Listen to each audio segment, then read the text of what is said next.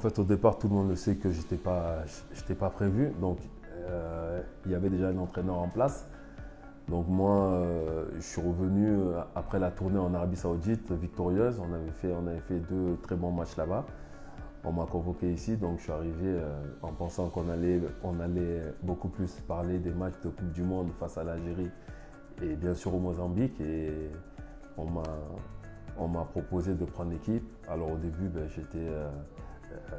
j'étais contre. Après, on me l'a proposé un peu plus prestement et par patriotisme, j'ai dit oui parce que c'est vrai que ce projet des JO faisait partie de mon projet à moi au départ, à l'ancienne direction. Et finalement, j'ai accepté parce que j'ai envie de voir mon pays participer aux plus belles compétitions. Et les JO étaient sur la route, donc voilà. Comme on le sait tous, c'est la première et dernière fois qu'on allait, c'était en 1968. Donc on se devait bien sûr à un moment donné d'y retourner. Il se trouve qu'on avait un projet en prenant l'équipe de Rajeuneurs, cette équipe du Sili. Donc qui dit jeune dit bien sûr joueur en âge de jouer cette compétition. Donc il a fallu faire croire à nos rêves, à notre projet d'amener cette équipe-là. Et les JO, pour tout joueur de foot, ça constitue autant que la Coupe du Monde le plus gros événement sportif. Donc si on a la chance de pouvoir compter sur une génération talentueuse issue du pays, donc il faut savoir le faire, il faut pouvoir le faire. Et nous, on a eu la chance de pouvoir compter sur ces jeunes-là. Donc voilà, on y est. Donc ça représente beaucoup pour tous les pays, mais spécialement pour la Guinée. Vu qu'on n'a pas été beaucoup conviés à cette compétition, ce sera la deuxième fois. Donc voilà, c'est un clin d'œil historique et d'être membre de ça, de faire partie de ce projet, c'est très gratifiant.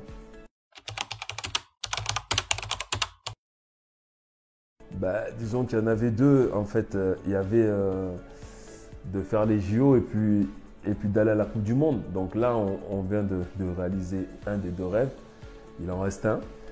Donc déjà, on va se contenter de faire de gros JO, d'essayer de faire la meilleure prestation possible avec la meilleure équipe possible.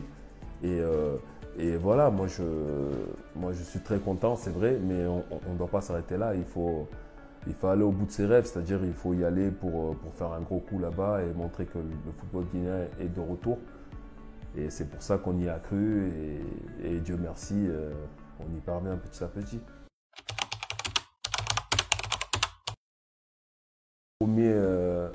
Le premier problème, c'est que les JO ne sont pas une date FIFA, donc les clubs ont le droit de refuser. Et on a eu beaucoup de refus. Mais ça, c'est le propre de toutes les sélections. Je lis, je regarde beaucoup et je vois que tous les coachs, tous les pays ont des problèmes.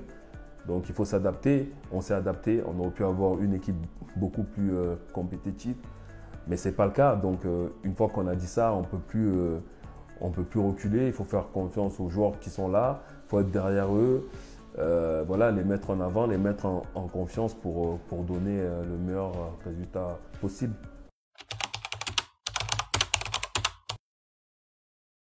Oui, parce que lui, en particulier, il fait partie des joueurs de l'équipe A, même s'il a l'âge pour jouer les JO. Ça reste un jeune joueur, mais il a toujours répondu présent par rapport à la sélection, même quand il n'avait pas de temps de jeu. Donc ça, c'est à souligner. Il ne faut pas oublier aussi qu'il avait choisi très jeune la Guinée, donc dans un coin de sa tête, participer aux JO, c'est sa Coupe du Monde à lui. Maintenant, donc on y est. Et il ne faut pas oublier aussi qu'il avait été buteur lors du play-off. Ce fameux match à Paris où les clubs pro avaient refusé pour plein de joueurs, mais lui en particulier, il s'était battu pour être là. Il avait été là, il avait fait son match et il avait marqué. Donc voilà, il va être un atout majeur, c'est clair, comme beaucoup d'autres. Mais c'est vrai qu'il fait partie des joueurs intéressants de cette équipe.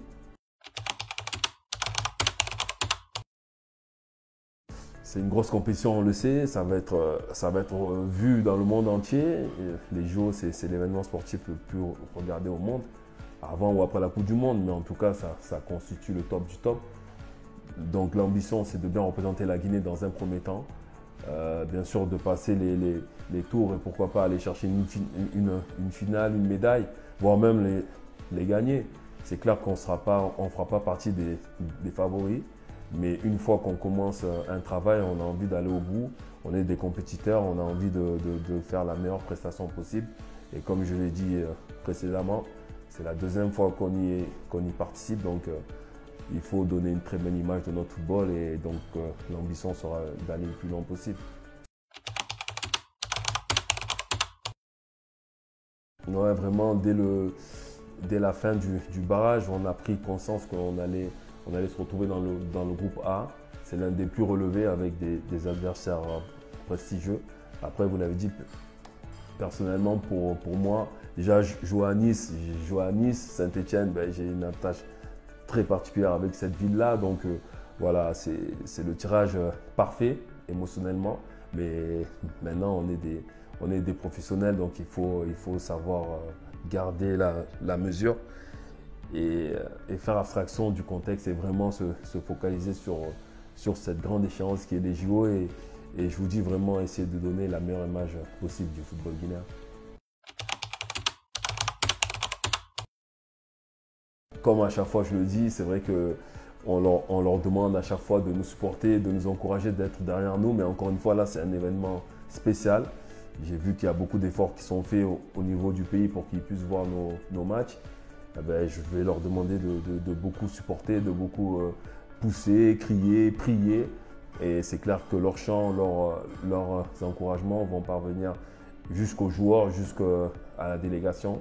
Et que ce soit nous, le foot, ou alors tous les participants au JO, je demande aux supporters de croire en nous, de croire en nos chances et d'être encore une fois avec nous. Et nous, on va essayer de donner le maximum pour eux, pour les rendre fiers et heureux.